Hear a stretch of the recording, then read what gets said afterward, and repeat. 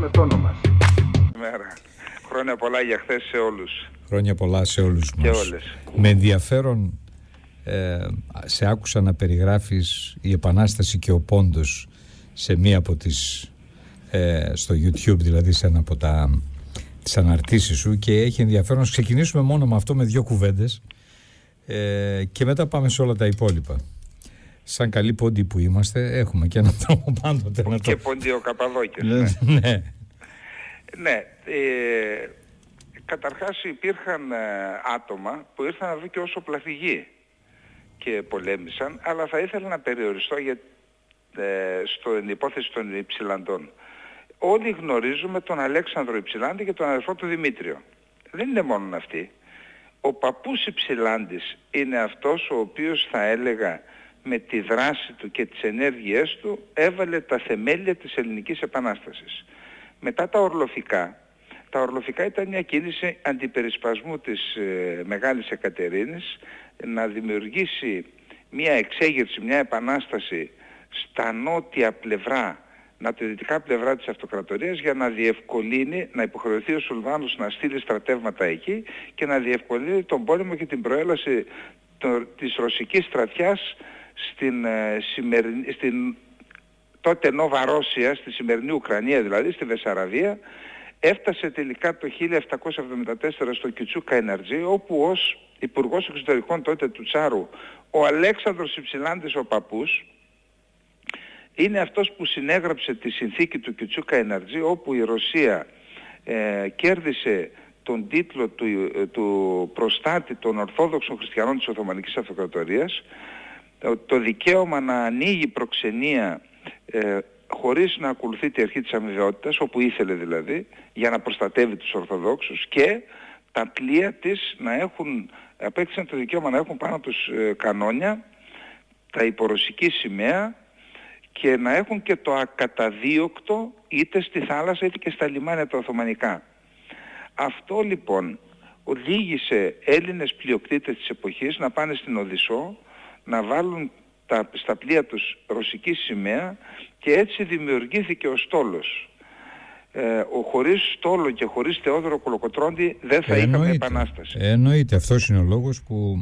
Ο εγγονός λοιπόν Αλέξανδρος Υψηλάντης είναι αυτός ο οποίος παραιτήθηκε, ήταν ο νεότερος στρατηγός στην ιστορία του τσαρικού ρωσικού στρατεύματος. 25 ετών έγινε στρατηγός.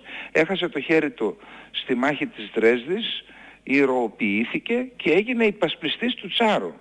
Παραιτήθηκε λοιπόν από μια θέση κορυφαία και ανέλαβε την ηγεσία της φιλικής εταιρείας. Και όλη η σύλληψη της Επανάστασης ήταν δική του. Ήθελε όντως να έρθει στην Πελοπόννησο για να ξεκινήσει, για λόγους και δημογραφικούς αλλά και γεωμορφολογικούς, να ξεκινήσει η Επανάσταση στην Πελοπόννησο. Δεν αδιέρευσε το μυστικό και υποχρεώθηκε να την ξεκινήσει από την Μολδοβλαχία. Αυτή λοιπόν είναι οι κορυφαίες στιγμές, θα έλεγα, της συμμετοχής των Ελλήνων. Δεν ήταν μόνο οι Έλληνες του Πόντου, ήταν οι Έλληνες της Μικρασίας, ήταν το Αϊβαλί, όπου Αϊβαλιώτες συμμετείχαν στην πολιορκία της Ακροπόλεως και είχαν και 32 νεκρούς. Θέλω να πω ότι ο ελληνισμός ήταν ενιαίος πάντα, και θα μπορούσε να αναρωτηθεί κανείς, να ρωτήσει, και γιατί μιλάς για τη συμβολή των Ποντίων ή των Μικρασιατών. Γιατί αυτή δεν αναφέρεται στα βιβλία ιστορίας. Δεν αναφέρονται, είναι αλήθεια. Ήταν και ο Πόντος μακριά, δεν ακούγεται κάπου και χάθηκε στην ιστορία. Το λέμε εμείς οι Πόντιοι ότι οι Υψηλάντιδες είναι τραπεζούν και άλλα πολλά. Λοιπόν, Σάβα, για να γυρίσουμε σε αυτή την εποχή, το σήμερα, το οποίο είναι φωτιά. Το χτύπημα στη Μόσχα, τι δείχνει, ποια κατεύθυνση παίρνουν τα πράγματα, πόσο θα επηρεάσουν τη σύγκρουση στην Ουκρανία, στην απόσταση που χωρίζει όλο και μεγαλώνει μεταξύ Δύσης και Ρωσίας, και τι συνεπάγεται και για μας βέβαια, οι οποίοι είμαστε για καλά μες στο παιχνίδι. Τώρα, τα δεδομένα που δίνονται για την τρομοκρατική επίθεση είναι αποκλειστικά από τη Ρωσία. Οπότε πρέπει να είμαστε επιφυλακτικοί. Αυτό που μπορούμε να πούμε είναι ότι αυτός που σχεδίασε, γιατί εδώ λέω μια εκτίμηση, μπορεί να είναι και παρακινδυνευμένη, άλλοι σχεδίασαν την επιχείρηση και άλλοι τη διέπραξαν, την εκτέλεσαν. Αυτός που σχεδίασε την επιχείρηση είναι σίγουρο ότι ήθελε ένταση στον πόλεμο στην Ουκρανία. Υπάρχουν φωνές από τη Δύση που λένε ότι το σχεδίασε η ίδια η Ρωσία και το δικαιολογούν αυτό λέγοντας ότι ενώ είχε προειδοποιηθεί, και εδώ πρέπει να πούμε, Στέφανε, ότι προειδοποιήθηκε και θεσμικά, δηλαδή οι μυστικές υπηρεσίες της Αμερικής ενημέρωσαν τις μυστικές υπηρεσίες της Ρωσίας ότι επίκειται μια τρομοκρατική επίθεση.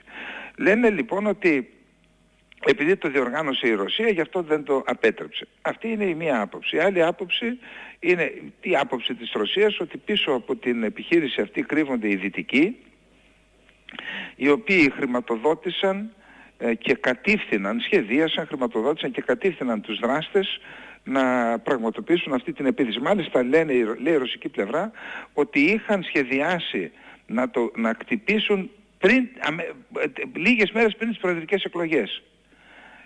Δεν έγινε δυνατόν, δεν κατέστη δυνατόν αυτό και τελικά έγινε όποτε έγινε. Τώρα, αυτό το σκεπτικό της εμπλοκής δυτικών δυνάμεων ενισχύεται. Καταρχάς είπε ο Πούτιν στο δεύτερο διάγγελμά του ότι μίλησε για τζιχαντιστές αλλά δεν μίλησε για το Ισλαμικό κράτος. Δηλαδή ότι κάποιοι στρατολόγησαν τζιχαντιστές οι οποίοι είναι εύκολα στρατολογήσιμοι, τους χρηματοδότησαν και έκαναν την επιχείρηση. Εδώ υπάρχει ένα άλλο ζήτημα. Το Ρία Νοβόστη ανακοίνωσε ότι και οι 4 εκπαιδεύτηκαν επί 2 μήνες στην Κωνσταντινούπολη. Και μάλιστα ο ένας εξ αυτών, ο Φεριντούν, λίγες μέρες πριν φύγουν από την Κωνσταντινούπολη για να πάνε στη Μόσχα, δημοσίευσε 8 φωτογραφίες σε μέσο κοινωνικής δικτύωσης. Εδώ μας δίνει το δικαίωμα να πούμε, με κάθε επιφύλαξη φυσικά, ότι κατά πάσα πιθανότητα αυτός που σχεδίασε, αν είναι δυτική, ήθελε να εμπλέξει την Τουρκία για να δημιουργηθεί ένα σοβαρό πρόβλημα στις ρωσοτουρκικές σχέσεις που αποτελούν μεγάλο αγκάθι για το ΝΑΤΟ. Οι ρωσοτουρκικές σχέσεις είναι ένα τεράστιο αγκάθι για το ΝΑΤΟ και θα έλεγα ότι για άλλη μια φορά την πληρώσαμε εμείς με όλα όσα έγιναν με την προσέγγιση, γιατί η Τουρκία το επόμενο διάστημα είναι πολύ πιο χρήσιμη από την Ελλάδα για τους σχεδιασμούς του ΝΑΤΟ. Οι οποίοι σχεδιασμοί του ΝΑΤΟ ποιοι είναι? Λίγες μέρες πριν το τέλος του 2023 το ΝΑΤΟ ανακοίνωσε επίσημα, λέω δημόσια πράγματα που έχουν δημοσιευθεί, ότι δημιουργεί 8 ομάδες μάχης.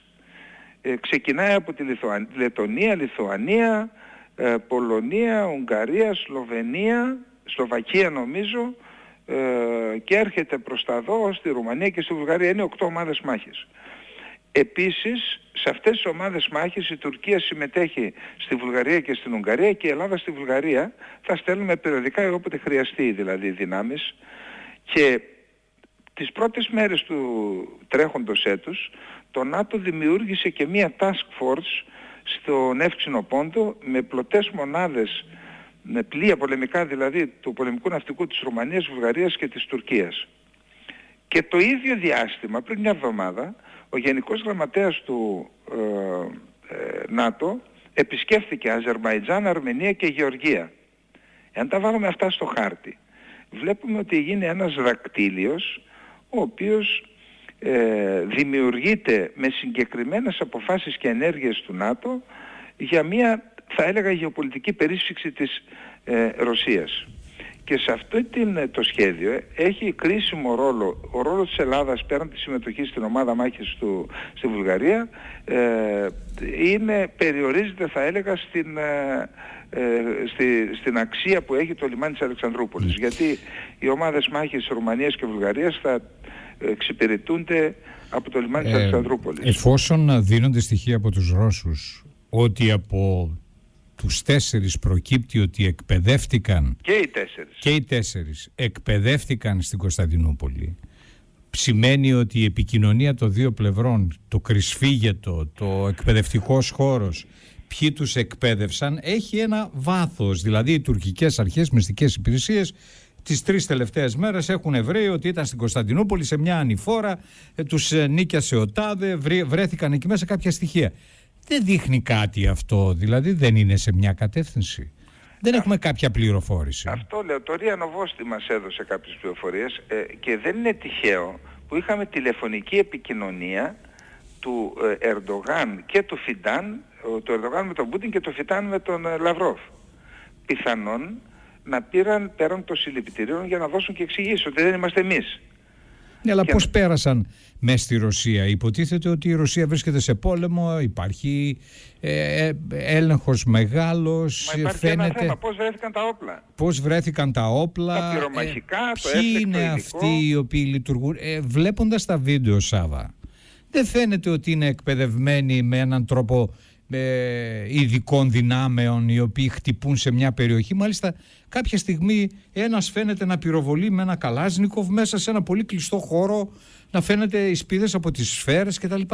Δηλαδή αυτό δεν δείχνει ότι είναι εκπαιδευμένοι σε έναν χώρο ειδικών δυνάμεων. Όχι, δεν υπάρχουν τέτοιες εκπαιδεύσεις. Τώρα οι τζιχαντιστές καταρχάς η μεθοδολογία της δράσης των 4, από ό,τι μπορούμε να δούμε από τα βίντεο, δεν είναι του Ισλαμικού κράτους. Το Ισλαμικό κράτος βάζει γυλαίκα αυτοκτονίας, τους στέλνει μέσα και αποθανέ το υψυχίου μετά των αλλοφύλων Ισλαμικής έκδοσης. Εδώ λοιπόν είχαν άλλες εντολές και είχαν και σχέδια διαφυγής μάλιστα. Και εκεί προσπαθούν να εμπλέξουν και την Ουκρανία. Η εκπαίδευση τους δεν έγινε από τουρκικές μυστικές υπηρεσίες, κατά την άποψή μου. Θα ήταν και ηλίθιο, διότι τα σημάδια όλα δείχνουν ότι έφυγαν από την Κωνσταντινούπολη. Είναι τα ονόματά τους καταγεγραμμένα στα αεροπλάνα. Στους καταλόγους των φαίνεται ότι είναι κάποια άλλη δύναμη. Τώρα δεν χρειάζεται να πάμε παραπέρα. Ο στόχος είπα πριν από λίγο, ότι αν κάποια στιγμή ο πόλεμος οδηγήσει σε μια εμπλοκή της ΝΑΤΟ με τη Ρωσία, ο ρόλος της Τουρκίας θα είναι πιο σημαντικός από αυτόν της Ελλάδας. Και γι' αυτό θέλουν να τους δώσουν F-16 Viper, για να έχουν συνδεσιμότητα με τα υπόλοιπα, γιατί ο στόχος είναι να πετύχουν μια κατίσχυση στον εύξηνο πόντο και στη θάλασσα και στον αέρα. Και αυτή η επιχείρηση θέλει να δημιουργήσει πρόβλημα, αποσκοπεί να δημιουργήσει πρόβλημα στις σχέσεις της Τουρκίας με τη Ρωσία, εμπλέκοντας την Τουρκία, με βάση πάντα τα στοιχεία που έχουμε. Εν πάση περιπτώσει, το σίγουρο είναι πάντως ότι θα έχουμε ο πόλεμος στην Ουκρανία, αντί να ανοίξει μια χαραμάδα που θα μας δείξει και το τέλος του και την υπογραφή μιας συμφωνίας, φαίνεται ότι θα έχουμε αύξηση της έντασης, κλιμάκωση του πολέμου το επόμενο διάστημα. Ήδη χθες το πρωί χρησιμοποιήθηκαν υπερηχητικοί πύραυλοι με 11.500 χιλιόμετρα ταχύτητα την ώρα. Δηλαδή έκαναν νομίζω 3 λεπτά να φτάσουν από την Κριμαία, εκτοξεύτηκαν από χερσαίους εκτοξευτήρες οι οποίοι είναι φορητοί, έτσι, οι οποίοι είναι μετακινούμενοι. Ναι, να φτάσουν στο Κίεβο 3 λεπτά και κατέστρεψαν 2 συστήματα Patriot σε ένα αεροδρόμιο εκεί του Κιέβου. Και για να βάλει αυτά τα όπλα τώρα, είχε ξανακάνει μια απόπειρα, χτύπησαν ξανά, αλλά για να τα βάλει τώρα 2 μέρες μετά την τρομοκρατική επίθεση, αυτό αποτελεί απόδειξη ότι θέλουν να κλιμακώσουν τον πόλεμο κατά πάσα πιθανότητα οι Ρώσοι μετά από αυτό το χτύπημα. Θεωρούν δηλαδή ότι χτυπήθηκε η πρωτεύουσά τους από τη Δύση, η οποία τους πολεμά δια αντιπροσώπων στην Ουκρανία, και χτύπησαν τους αντιπροσώπους. Τώρα, έχουν περάσει λίγες μέρες από τη συνάντηση εκείνη στην Οδυσσό Ζελένσκι και Μητσοτάκη. Η κυβέρνηση διαψεύδει οτιδήποτε κυκλοφόρησε και υπόθηκε για το ενδεχόμενο περαιτέρω εμπλοκής της δικής μας με όπλα, εννοώ, με αποστολή όπλων από... Συγγνώμη, κύριε Διαμαντόπουλε, είναι δυνατόν να λένε ψεύτη τον σύμμαχο αυτής της συμμάχου χώρας της Ουκρανίας, τον πρόεδρο, τον κύριο Ζελένσκι? Ο κύριος Ζελένσκι τα είπε αυτά. Τον βγάζουν ψεύτη το σύμμαχό μας. Άρα τι στέλνουμε?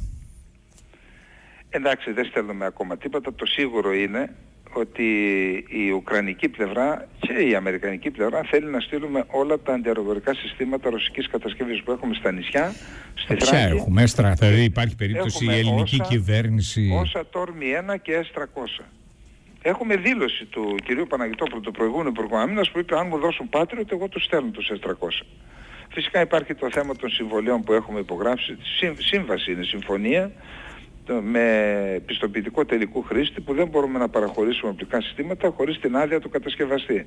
Αλλά αυτά τώρα ποιος θα λαμβάνει υπόψη, θα επικαλεστούν ίσως την επιθετική συμπεριφορά της Ρωσίας στην Ουκρανία και θα το παρακάμψουν. Υπάρχει περίπτωση δηλαδή να πάρουμε τους S300 από την Κρήτη και να τους δώσουμε στο Ζελένσκι, αν χρειαστεί? Τις τελευταίες μέρες έχουμε φωτογραφίες από αεροπλάνα μεταγωγικά της Ουκρανίας που μεταφέρουν πράγματα και από το αεροδρόμιο της Ελευσίνας, νομίζω και από το αεροδρόμιο του Ελευθέρης Βενιζέλος, και λέγεται ότι αυτά και οι υποσχέσεις προφορικά, οι συμφωνίες που έγιναν στην Οδυσσό τέθηκαν ως προϋπόθεση από την Ουάσιγκτον για να ανοίξει ο δρόμος και προς τον Πρωθυπουργό, προς την Ουάσιγκτον, και να γίνει συνάντηση με σε μια κρίσιμη στιγμή για την ελληνική κυβέρνηση, λόγω, ξέρετε, της πτώσης που φαίνεται στις δημοσκοπήσεις.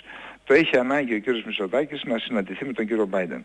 Υπάρχει μια άποψη που λέει ότι αυτά που στείλαμε και πιθανόν αυτά που δεσμευτήκαμε να στείλουμε σχετίζονται με το να ανάψει το πράσινο φως για να βρεθεί ο Έλληνας Πρωθυπουργός στην Ουάσιγκτον. Τα Tormi 1 με τι μπορούν να αντικατασταθούν?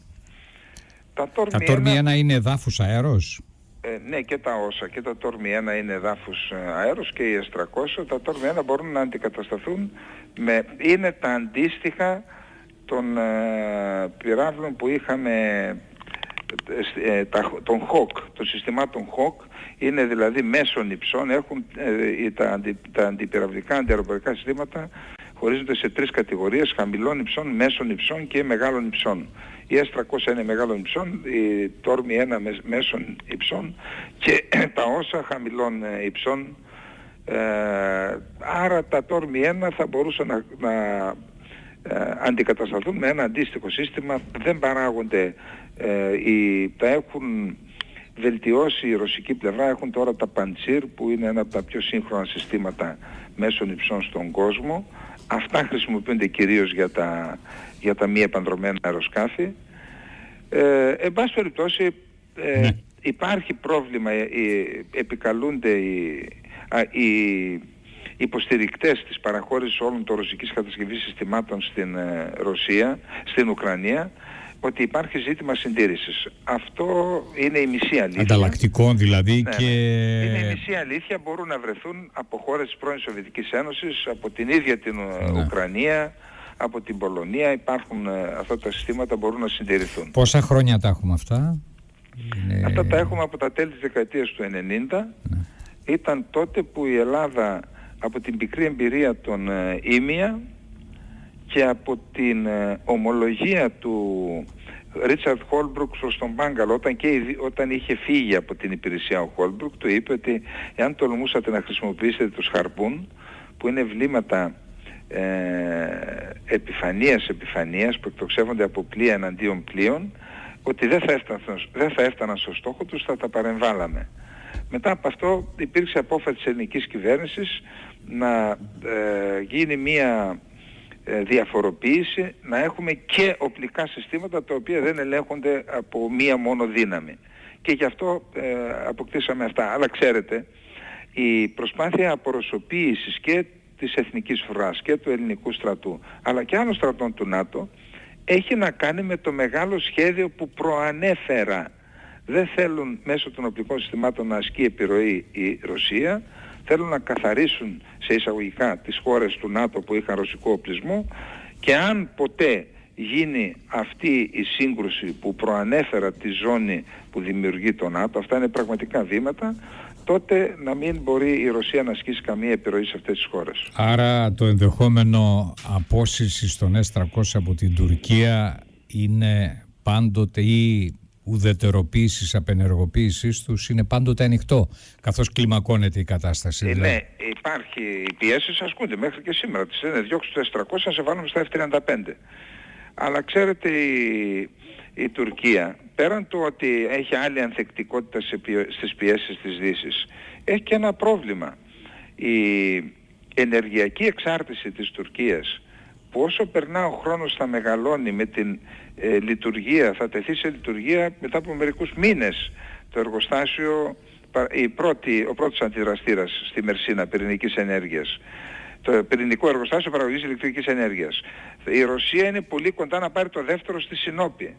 Και για το τρίτο ερίζουν οι Ιάπωνες, Καναδοί και Αμερικανοί στις 40 εκκλησιές. Η Ρωσία λοιπόν έχει δεμένη ενεργειακά χειροπόδαρα την Τουρκία.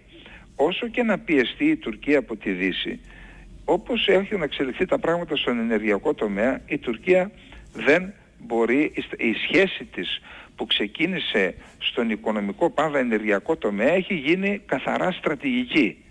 Και αυτό δεν μπορεί να το χωνέψει. Αυτό σημαίνει, Σάβα, ότι η όποια Τουρκία, η Ερντογάν με τα Ερντογάν Τουρκία, δεν πρόκειται να ξεκόψει από τη Ρωσία. Άρα η Τουρκία κερδίζει χρόνο σαν ένας επιτίδιος ενδιάμεσος που παίζει με τις δύο πλευρές αναλόγως με τις συνθήκες, διευρύνοντας τη δυναμική της, την οικονομική της και γεωστρατηγική θέση. Σωστό. Και περιμένει να τελειώσει η σύγκρουση Δύσης και Ρωσίας, οπότε σαν ενδιάμεσος θα είναι και χρήσιμος οικονομικά και γεωστρατηγικά. Δεν πρόκειται να ξεκόψει από τη Ρωσία. Θα επιχειρεί να κερδίσει πάντοτε χρόνο. Έτσι, όπως το λέτε, και θα έλεγα να πρέπει να αναζητήσουμε, επειδή το τουρκικό κράτος, δεν εκθιάζουμε την Τουρκία, τα χαρακτηριστικά της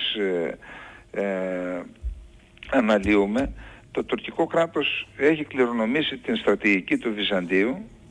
Αυτή η στρατηγική το κράτησε 1100 χρόνια όρθιο, που την κληρονόμησε η Οθωμανική Αυτοκρατορία και τώρα το τουρκικό κράτος. Μπορούμε να υποθέσουμε ότι αυτή η ενεργειακή εξάρτηση μπορεί να έγινε και σκόπιμα για να χρησιμοποιείται ως άλοθη και να μην υποχωρεί η Τουρκία στα θέλω της Δύσης. Έχουμε πικρή εμπειρία εμείς στην Ελλάδα. Θα έλεγα ότι ο τρόπος με τον οποίο διαχειρίζεται το ελληνικό κράτος, το κομματικοποιημένο και αναποτελεσματικό ελληνικό κράτος, αλλά και οι κυβερνήσεις, τις σχέσεις με τις μεγάλες δυνάμεις, συνιστούν και εθνική απειλή για την πατρίδα μας. Δεν έχουμε τη δυνατότητα να ανταποκριθούμε στα αιτήματα των συμμάχων μας ως κανονικό κράτος, να προτάξουμε τα εθνικά μας συμφέροντα, και ασφαλώς φιλοαμερικάνοι είμαστε, φιλονατοικοί είμαστε, αλλά για να είμαστε όλα αυτά πρέπει να είμαστε κράτος και χώρα. Και για να είμαστε κράτος πρέπει να είμαστε και παράλληλα οικονομία, σαφώς, η οποία δεν οφείλει 350-400 δισεκατομμύρια. 406 δισεκατομμύρια. Διότι αυτό μας δένει στα χέρια στο πώς κινούμαστε και στα εξοπλιστικά και πώς επενδύουμε στην άμυνα. Σε όλα. Διότι είμαστε εξαρτημένοι, μπορεί να πάρουμε ένα όπλο και να μην έχουμε ανταλλακτικά μετά να το συντηρήσουμε αν δεν έχει... Μα είχαμε πάρει τα υποβρύχια, τα καλύτερα υποβρύχια του κόσμου, και τις βαριές τορπίλες πήραμε πριν από μερικές εβδομάδες, μήνες. Τα είχαμε από τις αρχές του 2000. Και με τα άρματα Λέοπαρντ πια μια δεκαετία δεν είχαν τα βλήματα, και δεν λέω απόρριτα πράγματα τώρα, λέω πράγματα τα οποία έχουν δημοσιοποιηθεί. Βέβαια. Σάβα, σε ευχαριστώ πολύ και καλημέρα, χρόνια πολλά. Καλημέρα, χρόνια πολλά. Ευχαριστώ πολύ, ιδιαίτερα για αυτό το κομμάτι με την οικογένεια Υψηλάντη, ήταν πολύ ενδιαφέρον και λίγο διαφορετικό.